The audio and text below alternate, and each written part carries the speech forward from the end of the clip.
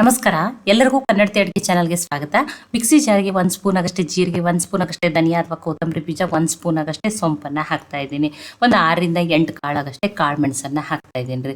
ಈಗ ಇದನ್ನು ತರಿಯಾಗಿನೇ ಗ್ರೈಂಡ್ ಮಾಡ್ಕೋತೀನಿ ರೀ. ನಿಮ್ಮ ಕಲ್ಲಿತ್ತಂದ್ರೆ ಕಲ್ಲಲ್ಲಿ ಕುಟ್ಟಿಬಿಟ್ಟು ಮಾಡ್ಕೋಬಹುದು. ನುಣ್ಣಿಗೆ ಪುಡಿ ಮಾಡ್ಕೋಬೇಡ್ರಿ, ಚಿಕ್ಕ ಅದ್ರ ಪೀಸ್ಗಳು ಉಳಿಬೇಕು. ಅದೇ ರೀತಿ ಈಗ ಮಸಾಲೆ ಇದು ರೆಡಿ ಆಗಿದ್ರೆ ಇದನ್ನು ಸೈಡಿಗೆ ಇಡ್ತೀನಿ. ನಾನು ಇದನ್ನು ಆಮೇಲೆ ಯೂಸ್ ಮಾಡ್ತೀನಿ. ಪ್ಯಾನ್ಗೆ ನಾನಿಲ್ಲಿ 1 ಸ್ಪೂನ್ ಆಗಷ್ಟೇ ಎಣ್ಣೆಯನ್ನು ಹಾಕ್ತಾ ಇದ್ದೀನಿ ರೀ. ಎಣ್ಣೆ ಕಾಯಿಲೆ ಗ್ಯಾಸು ಹೈ ಫ್ಲೇಮ್ದಲ್ಲೇ ಇರಲಿ. ಒಂದು ಅರ್ಧ ಸ್ಪೂನ್ ಆಗಷ್ಟೇ ಓಂಕಾಳು ಅಥವಾ ಅಜ್ವಾನನ್ನು ಹಾಕ್ತಾ ಇದ್ದೀನಿ. ಈಗ ಓಂಕಾಳು ಸ್ವಲ್ಪ ಫ್ರೈ ಆಗಲಿ ರೀ. ನೋಡಿ, ಎಣ್ಣೆಲಿ ಫ್ರೈ ಆದಮೇಲೆ ನಾನಿಲ್ಲಿ ಮೆಜರಿಂಗ್ ಕಪ್ಪನ್ನು ತೊಗೊಂಡಿದ್ದೀನಿ. ಇದು ಅರ್ಧ ಕಪ್ ಅದ್ರಿ. ಅದಕ್ಕೆ ಇದನ್ನು 2 ನೀರನ್ನು ಹಾಕ್ತಾಯಿದ್ದೀನಿ. ಅಂದರೆ ನಾನು 1 ಕಪ್ ಆಗಷ್ಟು ನೀರನ್ನು ಹಾಕ್ತೀರಿ.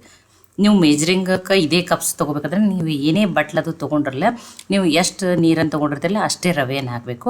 ಈಗ ಇದಕ್ಕೊಂದು ಸ್ವಲ್ಪ ಉಪ್ಪನ್ನು ಹಾಕ್ಕೊಂಡಿದ್ದೀನಿ. ಉಪ್ಪನ್ನು ಹಾಕಿಬಿಟ್ಟು ಮಿಕ್ಸ್ ಮಾಡ್ಕೊಂಡಿದ್ದೀನಿ. ಇದು ಒಂದು ಕುದಿ ಬರಬೇಕು ನೋಡಿರಿ. ಇದು ಚೆನ್ನಾಗಿ ಒಂದು ಕುದಿ ಬರಲಿ. ಹೈ ಫ್ಲೇಮ್ನಲ್ಲಿ ನೆಟ್ಟಿರಿ. ನೋಡಿ, ಕುದಿ ಬಂದಮೇಲೆ ಗ್ಯಾಸನ್ನು ಲೋ ಫ್ಲೇಮ್ದಲ್ಲಿಟ್ಟು ಇದು 1 ಕಪ್ ಅದು ನೋಡಿರಿ. 1 ಕಪ್ ಆಗಷ್ಟೇ ಚಿರೋಟಿ ರವೆ ಅಂತ ತೊಗೊಂಡಿದ್ದೀನಿ. ನಿಮ್ಮ ಕಡೆ ಚಿರೋಟಿ ರವೆ ಇಲ್ಲ, ಉಪ್ಪಿಟ್ಟು ರವೆ ಐತಿ, ಬಾಂಬೆ ರವೆ ಸಣ್ಣ ರವೆ ಇತ್ತಂದ್ರೆ ಅದನ್ನು ಮಿಕ್ಸಿಗೆ ಹಾಕಿಬಿಟ್ಟು ತೊಗೋರಿ. ಅಂದ್ರೆ ನೀವು ಎಷ್ಟು ನೀರನ್ನು ತೊಗೋತಿರಲ್ಲ ಅಷ್ಟೇ ರವೆಯನ್ನು ತೊಗೋಬೇಕು ನೋಡಿರಿ. ನೋಡಿ, ಈಗ ಅದನ್ನು ಮಿಕ್ಸ್ ಮಾಡ್ಕೊಂಡ್ರಿ. 1 ರವೆಗೆ 1 ನೀರನ್ನು, ಅದು ಅರ್ಧ ಕಪ್ಪಿತ್ತು ಮೆಜರಿಂಗ್ ಅಂತ ಹೇಳಿ ನಾನು 2 ನೀರನ್ನು ಹಾಕ್ಕೊಂಡಿದ್ದೆ. ನೋಡಿರಿ, ಇದನ್ನು ಕರೆಕ್ಟಾಗಿ ಇದನ್ನೇನು ಮಾಡಿರಿ, ಫಾಲೋ ಮಾಡಿರಿ. ಎಷ್ಟು ರವೆ ತೊಗೋತಿರಲ್ಲ ಅಷ್ಟೇ ನೀರನ್ನು ಹಾಕೋಬೇಕು. ಪಾತ್ರೆ ತಳ ಬಿಡೋವರೆಗೂ ಇದನ್ನು ಬೇಯಿಸ್ಬಿಟ್ಟು ತೊಗೋಬೇಕು ನೋಡಿರಿ. ನೋಡಿ, ಪಾತ್ರೆ ತಳ ಬಿಟ್ಟದ ನಾನು ಗ್ಯಾಸನ್ನು ಆಫ್ ಮಾಡಿದ್ದೀನಿ. ಮುಚ್ಚಿ ಒಂದು 5 ನಿಮಿಷ ಇಡ್ತೀನಿ ರೀ. ಚೆನ್ನಾಗಿ ಏನಾಗ್ತದೆ, ಇನ್ನಷ್ಟು ರವೆ ಉಮ್ಗೈತದೆ ನೋಡಿರಿ. 5 ನಿಮಿಷ ಆಗ್ಯದ್ರಿ. ಈಗ ಇದನ್ನೇನು ಮಾಡ್ತೀನಿ, ಬೇರೆ ಪಾತ್ರೆಗೆ ಹಾಕೋತೀನಿ ರೀ. ಇದು ಕೈ ಮುಟ್ಟುವಷ್ಟರೇ ಆರಲಿ. ಇದು ತುಂಬ ಬಿಸಿ ಅದ. ಆ ಅನ್ಕತಕ್ಕ ಇದನ್ನು ಏನು ಮಾಡ್ತೀನಿ, ಸೈಡಿಗೆ ಇಡ್ತೀನಿ. ಇದನ್ನು ಏನು ಮಾಡ್ತೀನಿ ರೀ, ನಾನು ಆಮೇಲೆ ಯೂಸ್ ಮಾಡ್ತೀನಿ. ಸ್ವಲ್ಪ ರೀ ಮುಟ್ಟಷ್ಟರೇ ಆರಲಿದು, ತುಂಬ ಬಿಸಿ ಅದ್ರಿ ಈಗ ಸದ್ಯನೇ. ನೋಡಿ, ಪ್ಯಾನ್ಗೆ ನಾನಿಲ್ಲಿ 2 ಸ್ಪೂನ್ ಆಗಷ್ಟೇ ಎಣ್ಣೆಯನ್ನು ಹಾಕ್ತಾಯಿದ್ದೀನಿ. ಎಣ್ಣೆ ಕಾಯ್ದಿರಿ. ಎಣ್ಣೆ ಕಾಯ್ದ್ಮೇಲೆ ಆ ಮಸಾಲೆಯನ್ನು ಹಾಕ್ತಾಯಿದ್ದೀನಿ ನೋಡಿರಿ. ನೋಡಿ, ಗ್ಯಾಸು ಹೈ ಫ್ಲೇಮ್ದಲ್ಲೇ ಅದ್ರಿ. ನೋಡಿ, ಆ ಮಸಾಲೆಯನ್ನು ಏನು ಮಾಡ್ತೀನಿ, ಎಣ್ಣೆಯಲ್ಲಿ ಚೆನ್ನಾಗಿ ಫ್ರೈ ಮಾಡಿಬಿಟ್ಟು ತೊಗೋತೀನಿ ನೋಡಿರಿ. ನೋಡಿ, ಈಗ ಮಸಾಲೆ ಎಲ್ಲ ಫ್ರೈ ಆದಮೇಲೆ ನಾನಿಲ್ಲಿ 2 ಮೆಣಸಿನ್ಕಾಯಿನ ಸಣ್ಣದಾಗಿ ಕಟ್ ಮಾಡಿ ಹಾಕಿದ್ದೀನಿ. ಖಾರ ಏನು ಮಾಡಿರಿ, ನೀವು ನೋಡಿಬಿಟ್ಟು ಹಾಕೋರಿ. ಇಲ್ಲ ಮಕ್ಕಳಿಗೆ ಮಾಡ್ತಿದ್ರೆ ಅಂದರೆ ನೀವು ಹಸಿಮೆಣ್ಸಿನ್ಕಾಯಿನ ಸ್ಕಿಪ್ನು ಮಾಡ್ಬೋದು. ಅರ್ಧ ಟೀ ಸ್ಪೂನ್ ಆಗಷ್ಟೇ ಕಸೂರಿ ಮೆಂತ್ಯನ ಹಾಕ್ತಾಯಿದ್ದೀನಿ.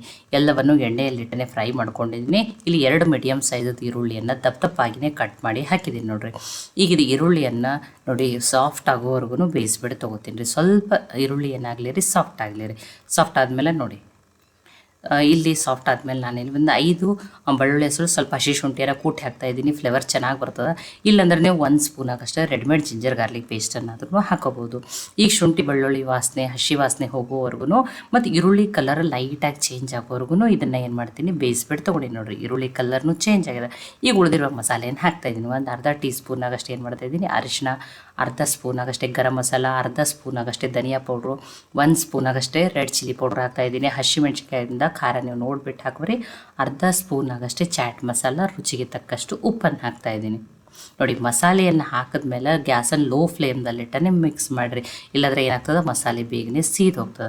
ನೋಡಿ, ಮಸಾಲೆ ಎಲ್ಲ ಚೆನ್ನಾಗಿ ಏನು ಮಾಡಿ ಲೋ ಫ್ಲೇಮ್ದಲ್ಲಿಟ್ಟನೆ 1 ನಿಮಿಷ ಆಗಷ್ಟು ಬೇಯಿಸ್ಬಿಟ್ಟು ತೊಗೊಂಡಿದ್ದೀನಿ. ಇದಕ್ಕೆ ನಾನಿಲ್ಲಿ ಬೈಂಡಿಂಗ್ ಸಲುವಾಗಿ 2 ಸ್ಪೂನ್ ಆಗಷ್ಟೇ ಕಡಲೆಬೇಳೆ ಹಿಟ್ಟನ್ನು ಹಾಕ್ತಾಯಿದ್ದೀನಿ. ಕಡಲೆಬೇಳೆ ಬೀಸಿ ಮಾಡ್ಕೊಂಡಿರುವಂಥ ಹಿಟ್ಟು ನೋಡಿರಿ. ಈಗ ಇದನ್ನು ಹಾಕಿದ್ಮೇಲೆ ಆ ಕಡಲೆ ಹಿಟ್ಟಿಂದೂ ಹಸಿ ವಾಸನೆ ಹೋಗೋವರೆಗೂ ಲೋ ಫ್ಲೇಮ್ದಲ್ಲಿಟ್ಟನೆ ಒಂದು 2 ನಿಮಿಷ ಬೇಯಿಸ್ಬಿಟ್ಟು ತೊಗೊರಿ. ನೋಡಿ, ಇದು ಹಾಕೋದ್ರಿಂದ ಏನಾಗ್ತದೆ, ಚೆನ್ನಾಗಿ ಬೈಂಡಿಂಗ್ ಬರ್ತದೆ ರೀ ಅದು.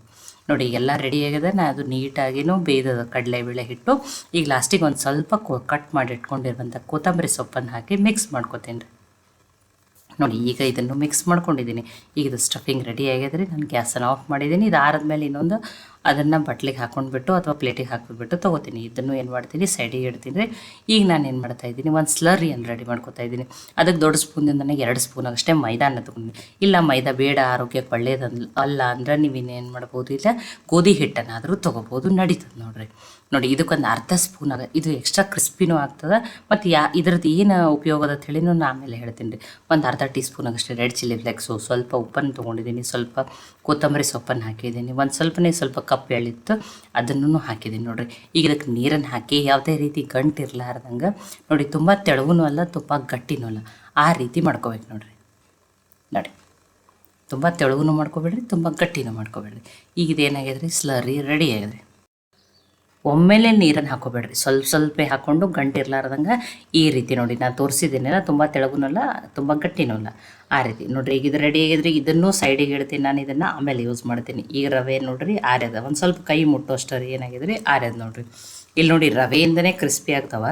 ಇಲ್ಲ ನಮಗೆ ಇನ್ನೂ ಜಾಸ್ತಿ ಕ್ರಿಸ್ಪಿ ಬೇಕನ್ನೋರು ನೀವು ಇಲ್ಲೇನು ಮಾಡ್ಬೋದು, ಒಂದು 2 ಸ್ಪೂನ್ ಆಗಷ್ಟೇ ಅಕ್ಕಿ ಹಿಟ್ಟನ್ನಾದ್ರೂ ಹಾಕೋಬೋದು, ನಡೀತದೆ ನೋಡಿರಿ. ಈಗ ಇದನ್ನು ಭಾರ ಹಾಕಿ ಚೆಂದಂಗೆ ನಾದ್ರಿ, ಎಷ್ಟು ಚಂದ ನಾದ್ತಿರಲ್ಲ, ಚಿರೋಟಿ ರವೆ ಇರ್ತಲ್ಲ ತುಂಬಾ ಸಾಫ್ಟ್ ಆಗ್ತದೆ ರೀ ಅವಾಗ. ನೋಡಿ ನಾನು ಕೈಗೆ ಒಂದು ಸ್ವಲ್ಪ ಎಣ್ಣೆ ಹಚ್ಕೊಂಡ್ಬಿಟ್ಟು ಚೆಂದಂಗೆ ನಾದಿ ನೋಡ್ರಿ. ನೋಡಿರಿ ಸ್ವಲ್ಪ ಏನು ಮಾಡಿರಿ, ಭಾರ ಹಾಕಿ ಚೆಂದಂಗೆ ನಾದ್ರಿ. ಈಗ ಇದು ರೆಡಿ ಆಗಿದೆ. ನಿಮಗೆ ಇನ್ನೂ ಜಾಸ್ತಿ ಕ್ರಿಸ್ಪಿ ಬೇಕಂದ್ರೆ ಹೇಳಿದ್ದೀನಿ, 2 ಸ್ಪೂನ್ ಆಗಷ್ಟೇ ಅಕ್ಕಿ ಹಿಟ್ಟನ್ನು ಹಾಕಿ ನಾದ್ರಿ. ನೋಡಿ ಇಲ್ಲಿ ದೊಡ್ಡ ಸೈಜದನ್ನೇ ನಾನು 2 ಉಳ್ಳಿಗಳನ್ನ ಮಾಡ್ಕೋತೀನಿ. ಒಂದನ್ನು ಮಾಡಿ ನಿಮಗೆ ಲಟ್ಟಿಸ್ಬಿಟ್ಟು ತೋರಿಸ್ತೀನಿ ನೋಡಿರಿ. ನೋಡಿ ಈಗ ಸ್ವಲ್ಪ ಚಪಾತಿ ಮಾಡೋ ತಗಡನೆ ತೊಗೊಂಡಿದ್ದೀನಿ ನೋಡಿ. ಇದು ತುಂಬ ಒಂಚೂರು ಎಣ್ಣೆ ಹಚ್ಕೊಂಡ್ಬಿಟ್ಟು, ತುಂಬ ತೆಳುವೂ ಅಲ್ಲ ತುಂಬ ದಪ್ಪನೂ ಅಲ್ಲ, ಆ ರೀತಿ ಲಟ್ಟಿಸ್ಬಿಟ್ಟು ತೊಗೋಬೇಕು ನೋಡಿರಿ. ನೋಡಿ ಮೀಡಿಯಮ್ ಆಗಿರಬೇಕು, ತುಂಬ ತೆಳುವೂ ಲಟ್ಟಿಸ್ಬೇಡ್ರಿ ತುಂಬ. ನೋಡಿರಿ ಇಲ್ಲಿ ನೀವು ಅವಾಗ ಚೆಂದಂಗೆ ನಾದಲಿಲ್ಲ ಅಂದರೆ ಇಲ್ಲಿ ಜಾಸ್ತಿ ಅವಾಗ ಏನಾಗ್ತದೆ, ದಂಡಿಗೆಲ್ಲ ಶೀಳ್ದಂಗೆ ಆಗ್ತೈತಿ. ಅದಕ್ಕೇ ಸ್ವಲ್ಪ ಚೆಂದಂಗೆ ನಾದ್ಕೋರಿ, ಅವಾಗ ಏನಾಗ್ತೈತಿ ಅದು ತುಂಬಾ ಸಾಫ್ಟ್ ಆಗಿರ್ತದೆ ರೀ. ನೋಡಿ ನಾನು ಈ ರೀತಿ ಏನು ಮಾಡ್ತಾಯಿದ್ದೀನಿ, ಚೌಕಾಕಾರವಾಗಿ ಅಥವಾ ಸ್ಕ್ವೇರ್ ಶೇಪ್ನಲ್ಲಿ ಕಟ್ ಮಾಡ್ಕೊತಾ ಇದ್ದೀನಿ ನೋಡಿ.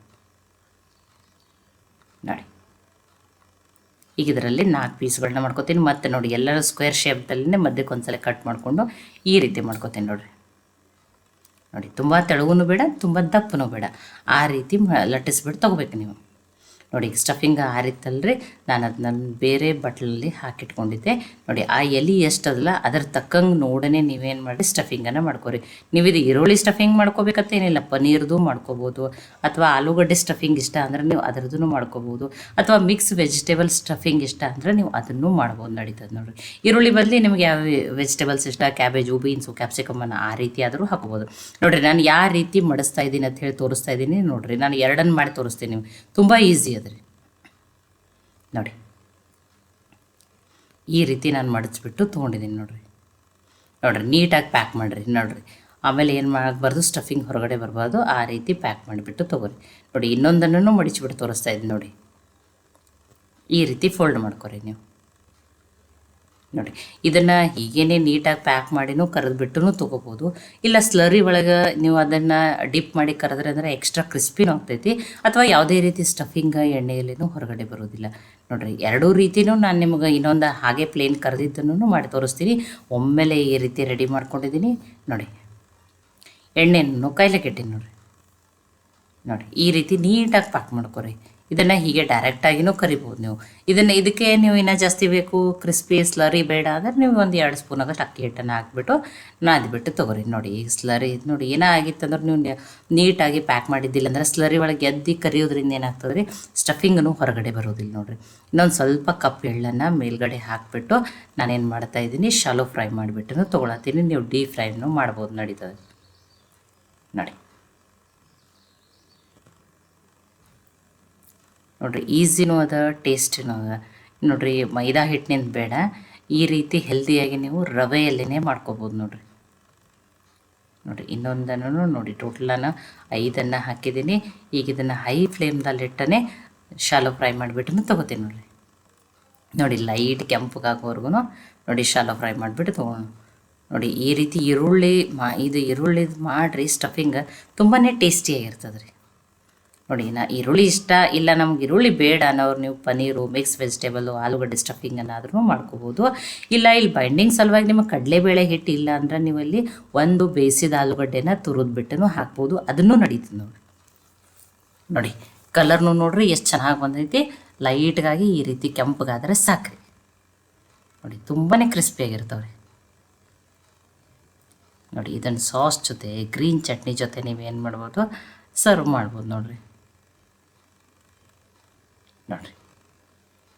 ನೋಡಿರಿ ಆರ್ಲಿ ರೀ.